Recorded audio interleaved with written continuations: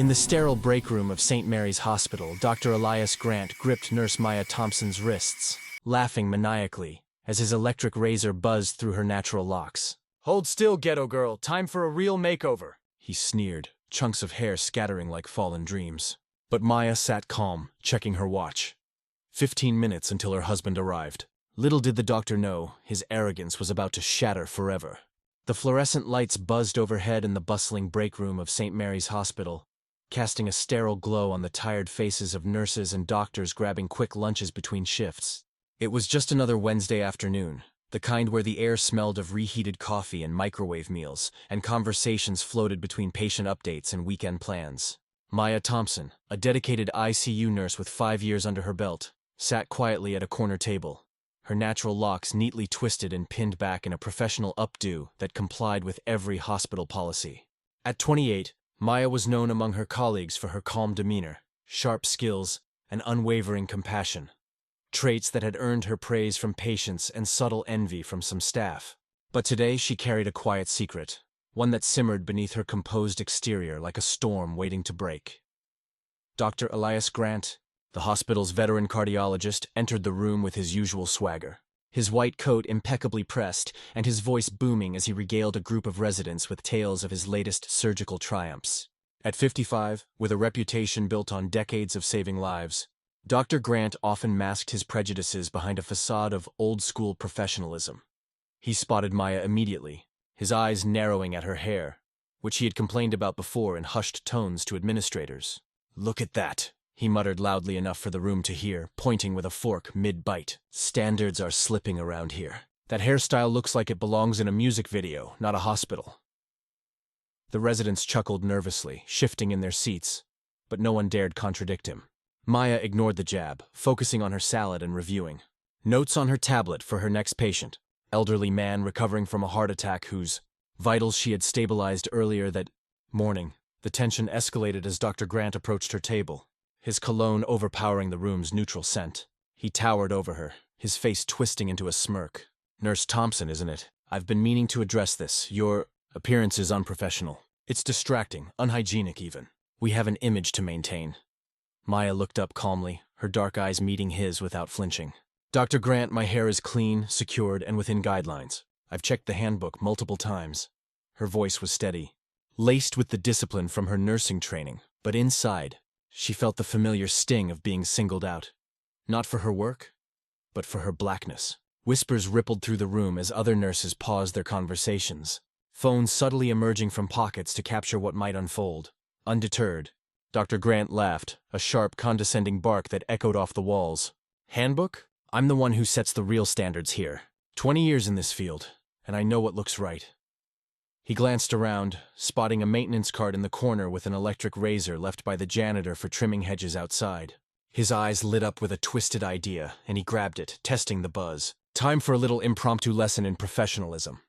The room froze. Security guard Mike Harlan, a burly man in his 40s who had seen too many power imbalances in his 10 years on the job, hesitated at the door. "Doc, maybe we should—" But Dr. Grant cut him off. "Mike, hold her steady. This is for her own good." Mike's face conflicted, thinking of his own mixed-race niece. But the doctor's authority won out. He approached reluctantly, pinning Maya's arms to the chair as she sat motionless, her mind racing but her body still.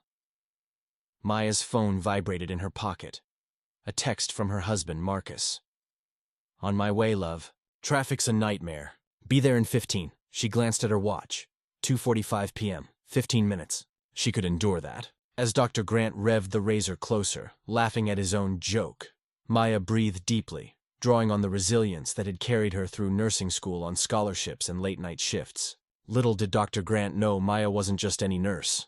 She was married to Marcus Thompson, the renowned civil rights attorney and heir to a family fortune in medical tech, whose firm had quietly invested in hospitals like this one. But for now, she let the scene play out, documenting mentally every word, every action, knowing the tide would turn soon. The first strip of hair fell to the floor, and Dr. Grant's laughter grew louder, egged on by the uncomfortable silence of onlookers. "See? Already looking more presentable." A nurse in the back, Sarah, started live streaming discreetly, her hands shaking as the viewer count ticked up from 0 to dozens. Maya remained silent, her dignity intact, counting down the minutes. This wasn't just humiliation. It was evidence building in real time. The break room door swung open occasionally with staff peeking in, whispers spreading like wildfire through the halls. Dr. Grant, oblivious in his arrogance, continued his makeover, chunks of locks scattering like fallen leaves.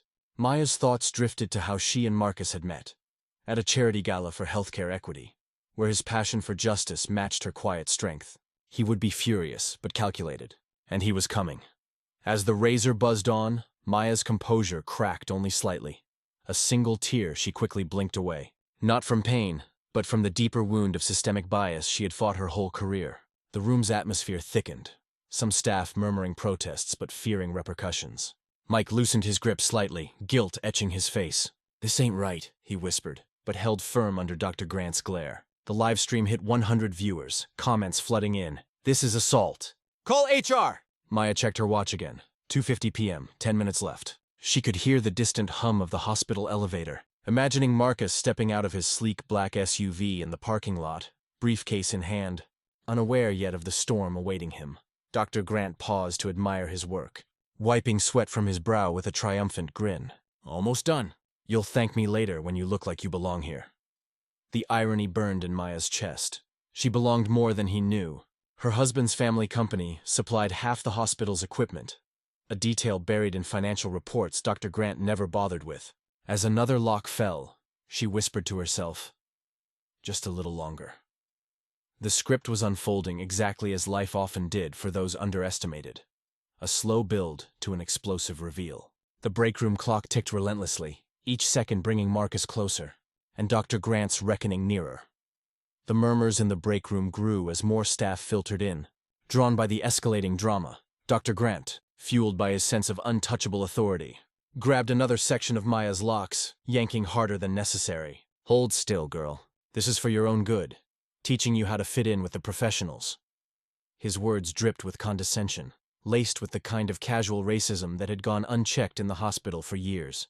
Maya winced internally, but kept her expression neutral, her military-like discipline from years of dealing with prejudice holding her steady. She glanced subtly at her phone screen, which she'd managed to angle just enough to record audio discreetly. 2:51 p.m., 9 minutes. The live stream now had 200 viewers, and hashtags like "Notch Hospital Racism" began trending in local feeds. Mike Harlan shifted uncomfortably, his grip on Maya's wrists loosening further. He'd overheard Dr. Grant's ghetto comments before, but this public display crossed a line even he couldn't ignore. "Doc, come on, let's stop this before it gets out of hand," he pleaded, his voice low but urgent. Dr. Grant whirled on him, razor still buzzing. "Out of hand? I'm enforcing standards. If you can't handle it, there's the door. Plenty of security jobs out there for soft hearts like yours." Mike's face reddened, but he didn't release Maya entirely, torn between his paycheck and his conscience. Other nurses exchanged glances. One, a veteran named Linda, whispered to Sarah, "This is going viral. Someone's got to call administration." But fear of retaliation kept most silent, their phones capturing the scene as silent witnesses. Maya's mind raced through her options. She could fight back physically. Her self-defense classes from college would make quick work of this. But that would play into every stereotype Dr. Grant was projecting. No, patience was her weapon. She thought of Marcus, picturing his tall frame striding through the hospital lobby, his tailored suit commanding respect. As a civil rights lawyer, he dismantled bigger bullies in courtrooms across the state. Their marriage, a blend of her frontline nursing passion and his legal firepower, had always been a partnership of equals. "Just endure," she told herself, as another chunk of hair hit the floor. The room smelled of singed hair now, mixing with the stale lunch odors, creating a nauseating atmosphere. Dr. Grant stepped back momentarily, surveying his progress with a satisfied nod. Patches of Maya's scalp gleamed under the lights, irregular and raw. "There we go. Now you look like a proper nurse, not some street performer." Laughter bubbled from a couple of residents, but it was forced, their eyes darting nervously.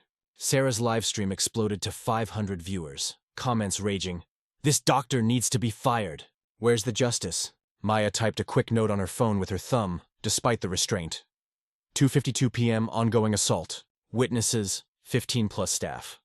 Her legal-savvy husband had taught her well. Document everything. The break room door creaked open again, this time with hospital administrator Ms. Elena Vargas peeking in, her face paling at the sight. She'd been tipped off by a frantic text from Linda. Dr. Grant, what on earth is happening here? She demanded, her voice sharp but laced with. Freed but still seated, Maya rubbed her wrists, her poise unbroken. She checked her watch, 2:54 p.m., 6 minutes. The confrontation had drawn a crowd now, blocking the doorway. Dr. Grant, sensing the shift but too arrogant to back down, grabbed her shoulder roughly. We're not done yet. Sit still. His laughter turned manic, as if convincing himself this was just a prank. Maya closed her eyes briefly, centering herself with deep breaths, visualizing Marcus's arrival like a lifeline. The hospital PA system crackled with unrelated announcements, but the break room felt isolated, a bubble of tension ready to burst. As the razor descended again, Elena pushed through the crowd. Richard, the board will hear about this. We have protocols! Dr. Grant laughed harder. The board? I am the board's golden boy. This is about maintaining order. Whispers turned to murmurs of dissent. A young resident, Jamal, finally voiced, Sir, this is too far. But Dr. Grant shut him down. Mind your place, or your residency ends today. The power dynamic was clear, but cracks were forming. Maya's phone buzzed, a call from Marcus. She answered on speaker subtly. Maya, I'm 5 minutes out. Everything okay? Dr. Grant overheard, snorting. Calling for backup? Pathetic. Maya replied calmly. Yes, darling. See you soon. The room hushed at her composed tone. Dr. Grant paused, razor hovering, his laughter faltering for the first time. Darling, who do you think you're fooling? But Maya just smiled faintly, her secret armor strengthening. 2:55 p.m. The live stream surged to 2,000 viewers, news outlets picking up the feed. The confrontation was no longer contained, it was a powder keg, and Marcus was the spark. Dr. Grant resumed with renewed vigor, the razor's hum filling the air like a threat. Let's finish this makeover. You'll look so much better without that mess. Chunks of Maya's locks continued to fall, each one a symbol of the dignity he was trying to strip away. Her scalp burned slightly from the rough handling, but she didn't flinch, her eyes fixed on the clock. 2:56 p.m., 4 minutes. The crowd in the break room had swelled to over 20 staff, some filming openly now, their outrage building. Elena Vargas was on the phone with the CEO, her voice urgent. We have a situation. Viral video. Assault on a nurse. Get legal here now! Mike Harlan, still lingering despite being fired, positioned himself near Maya protectively. Folks, this needs to stop, he boomed, encouraging others. A few nurses nodded, one calling out, Yeah, Dr. Grant, enough! But the doctor pressed on, laughing through gritted teeth. You all are overreacting. This is education. His hands trembled slightly now, the laughter sounding forced as the room's energy turned against him. Sarah's live stream hit 5,000 viewers, comments demanding justice. Arrest him. Boycott this hospital! Maya documented more notes. 2:57 p.m. Administrator present. No intervention yet. Her husband's voice echoed in her mind from their last conversation. If anyone ever crosses you, we've got the tools to fight back. As a civil rights powerhouse, Marcus had won multi-million-dollar settlements against discriminatory institutions. Their quiet investment in St. Mary's through his family's tech firm gave them leverage few knew about. Another strip shaved away, and Maya felt exposed, vulnerable, but empowered by the ticking clock. At 2:58 p.m., the razor nicked her scalp lightly, drawing a tiny bead of blood. Gasps echoed. See what happens when you resist? Dr. Grant chuckled, but his eyes darted nervously. Elena stepped forward. Richard, you're done! Security. Wait, Mike, help me. Mike nodded, moving to intervene, but Dr. Grant shoved him back. Touch me and you'll never work again. The chaos peaked, phones capturing every angle. Maya whispered. 2 minutes. The humiliation was peak, but so was the evidence. The electric razor whirred relentlessly as Dr. Grant made his final passes, leaving Maya's head unevenly shaved, patches of skin raw and exposed under the harsh lights. He stepped back, wiping the tool on his coat with a triumphant laugh that rang hollow now. There, now that's professional. You should be grateful. I just saved your career. The room was deathly silent except for the distant hospital bustle filtering through the door.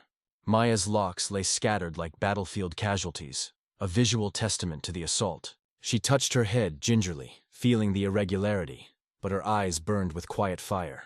No tears now, just resolve. The livestream viewer count skyrocketed to 10,000, social media exploding with outrage, shares, and calls for boycotts. Elena Vargas paced frantically, her phone glued to her ear. CEO's on his way, but this is already national news. Richard, you've destroyed us! Dr. Grant dismissed her with a wave, still chuckling. Destroyed? This is leadership. She'll learn her place. His arrogance blinded him to the shifting dynamics. the staff's murmurs turning to open condemnation. "You're a monster!" Linda spat, her phone still recording. Jamal, the resident, added, "This is racism, pure and simple." Dr. Grant's laughter faltered, but he doubled down. "Racism? It's about standards. Look at her now. She fits in." Maya stood slowly, her scrubs dusted with hair clippings, dignity intact despite the violation. She checked her watch. 2:59 p.m., 1 minute. "Dr. Grant," she said evenly, her voice cutting through the tension like a scalpel. "You've just committed assault, battery, and racial discrimination on camera, in front of witnesses." He laughed again, but it was nervous. "Threats from a nurse? Please. I'll have you blacklisted from every hospital in the state." Maya smiled faintly. "We'll see about that." The door burst open at exactly 3 p.m., and in strode Marcus Thompson, his 6.2 frame commanding the room instantly. Dressed in a sharp navy suit, tie perfectly knotted, he carried a leather briefcase that screamed authority. His dark skin glowed under the lights, his expression shifting from confusion to fury as he took in the scene. Maya's shaved head, the scattered hair, the frozen crowd. "What the hell is going on here?" he thundered, his voice honed from years in courtrooms. Dr. Grant's laughter died mid-breath, his face paling as recognition dawned. Marcus wasn't just any visitor. He was a legal titan whose face had been on news channels dismantling corrupt systems. "Marcus Thompson?" Elena stammered, dropping her phone. "The attorney? What are you—" Marcus ignored her, rushing to Maya's side, his hands gently cupping her face. "Maya, my God. Who did this?" She leaned into him, whispering, "Him. But I documented everything." Marcus's eyes locked on Dr. Grant, who stood frozen, razor still in hand. You touched my wife?" The word wife hung in the air like a bombshell, gasps rippling through the room. Dr. Grant stammered, "Wife? She's just a nurse." Marcus's laugh was cold, devoid of humor. "Just a nurse? She's Maya Thompson, RN and my partner in every sense, and you just assaulted her on live video." The revelation hit like a wave. Staff whispered furiously, "His wife? The lawyer?" Sarah's live stream surged to 50,000 viewers, the twist going viral. Marcus pulled out his phone, dialing his firm. "Get the team here now. We're filing charges. Assault, hate crime, the works." Dr. Grant dropped the razor, backing away. "This was a joke. A lesson." Marcus advanced, his presence overwhelming. "A joke? You'll be laughing from a jail cell. And by the way, Thompson MedTech, my family's company, owns 40% of this hospital's equipment contracts. Consider them terminated," Elena intervened desperately. "Mr. Thompson, please, we can resolve this internally." Marcus shot her a glare. "Internally? Like how you've ignored discrimination complaints for years? My wife's been documenting it all." Maya nodded, handing him her phone with the notes and audio. The crowd parted as more administrators arrived, the CEO bursting in breathless. "Marcus? Oh no!" The husband's arrival had flipped the script. Dr. Grant's arrogance crumbling under the weight of consequences he never saw coming. Chaos erupted in the break room as the full weight of Marcus's arrival sank in. Dr. Grant slumped against the wall, his face ashen, the razor clattering forgotten on the floor. "This can't be happening," he muttered, his earlier laughter a distant memory. Marcus stood protectively beside Maya, his arm around her shoulders, as he continued barking orders into his phone. "Yes, alert the media. We have video evidence of racial assault by a senior doctor, and pull our contracts, effective immediately." The CEO, Dr. Harold Benson, pushed through the crowd, his tie askew from rushing down. "Marcus, let's talk this out. St. Mary's values diversity. We can compensate." Marcus turned on him sharply. "Compensate? My wife was physically attacked because of her race, and your valued doctor laughed about it. We've got 18 months of her notes on systemic issues here. Ignored complaints, biased promotions. This ends now." Maya, still composed despite her altered appearance, added, "I've reported incidents before. Nothing changed until today." The live stream hit 100,000 viewers, news vans already en route. Staff began applauding Maya quietly, their fear giving way to solidarity. Mike Harlan stepped forward. "I held her down at first, I'm sorry, but I stopped. What can I do?" Marcus nodded appreciatively. "Testify. We'll need witnesses." Elena Vargas tried to regain control, herding staff out. "Everyone back to work. This is a private matter." But it was too late. The hallway overflowed with onlookers, phones everywhere. Dr. Grant found his voice, pleading. "It was a misunderstanding. I didn't know she was important." Marcus's eyes narrowed.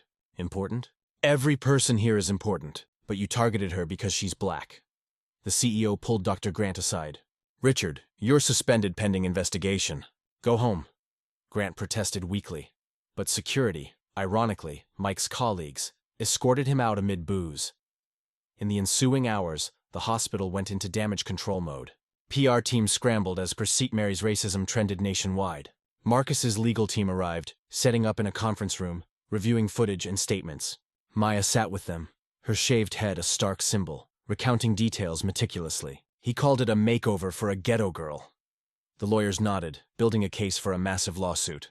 By evening, the board convened emergently, learning of Thompson MedTech's pullout, potentially costing millions in lost tech support. The immediate fallout rippled outward.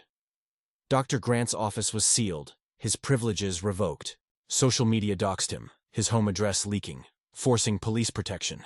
Elena resigned quietly, her complicity exposed in Maya's docs. Mike was reinstated with a raise, hailed as a hero for his turnaround. Maya and Marcus held a press conference that night, her head wrapped in a silk scarf, his hand in hers. This isn't just about us, Marcus said. It's about every underrepresented worker facing bias. Donations poured in for legal funds, and the hospital's stock dipped 15%. The chaos had exposed cracks, setting the stage for real change, or collapse. 6 months later, St. Mary's Hospital stood transformed, a beacon of the reckoning sparked by that fateful afternoon. Dr. Grant faced criminal charges, assault and hate crime enhancements, his trial a media spectacle ending in a guilty plea and community service, his medical license suspended indefinitely. He faded into obscurity, working menial jobs, a cautionary tale whispered in medical circles.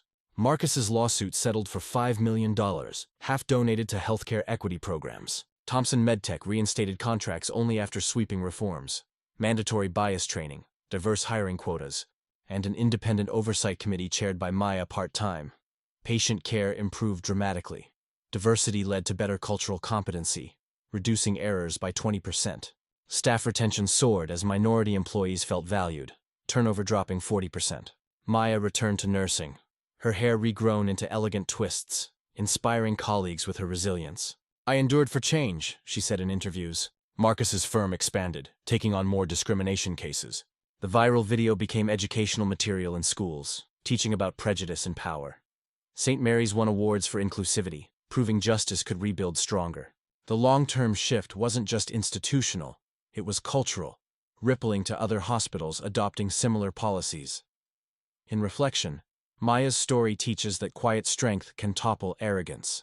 If facing bias, document, seek allies, and strike strategically. Share your stories below. Subscribe for more tales of triumph over injustice. Together we build better worlds.